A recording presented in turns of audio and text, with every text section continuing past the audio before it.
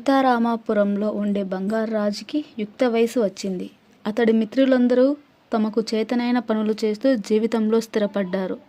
బంగార్రాజుకి మాత్రం పని మీద అంత శ్రద్ధ ఉండేది కాదు. అతడి స్నేహితుల్లో కొందరికి పెళ్ళయింది. తనకు పెళ్లి చేయమని తండ్రి ముత్యాలరాజును అడిగాడు. నీ కాళ్ళ మీద నువ్వు నిలబడితే పెళ్లి చేస్తాను. ఒక పని చెయ్యి, ఓ బంగారు నాణెం తెచ్చి నా చేతిలో పెట్టు. ఆ తర్వాత నీ పెళ్లి గురించి ఆలోచిస్తాను అని చెప్పాడు తండ్రి. అంతేనా అనుకుంటూ వెళ్ళాడు బంగార్రాజు. ధనవంతుడైన స్నేహితుడి దగ్గర అప్పు తెచ్చి ఆ మర్నాడే ఒక బంగారు నాణెం తండ్రి చేతిలో పెట్టాడు. ఆ నాణెం పనికిరాదంటూ నదిలోకి విసిరేశాడు ముత్యాలరాజు. ఎందుకలా చేశాడో బంగార్రాజుకు అర్థం కాలేదు. మళ్ళీ కొద్ది రోజులకి తల్లిని అడిగి మరో బంగారు నాణెం తెచ్చి తండ్రి చేతిలో పెట్టాడు. ఇది కూడా పనికిరాదు అంటూ నదిలోకి విసిరేశాడు తండ్రి.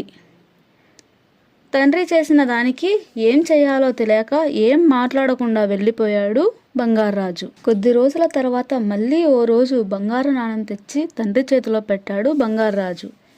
ఆ నాణాన్ని చేతిలోకి తీసుకున్న ముత్యాలరాజు దాన్ని అటూ ఇటూ తిప్పుతూ చూసి చివరకు ఆ నాణాన్ని కూడా విసురుదామని చెయ్యి పైకెత్తాడు. వెంటనే బంగార్రాజు తండ్రి చెయ్యిని పట్టుకొని, ఆగండి, విసరకండి, నేను 10 రోజుల పాటు ఎంతో కష్టపడి సంపాదించిన డబ్బుతో కొన్న నాణెమది అని అన్నాడు.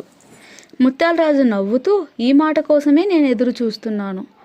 ఇంతకుముందు నీళ్ళలోకి విసిరిన నాణేలు నువ్వు సంపాదించినవి కాదు కాబట్టి వాటిని పారేసినా నీకు బాధ అనిపించలేదు. ఇప్పుడు నీకు కష్టం అంటే ఏంటో తెలిసింది, డబ్బు విలువ అర్థమైంది.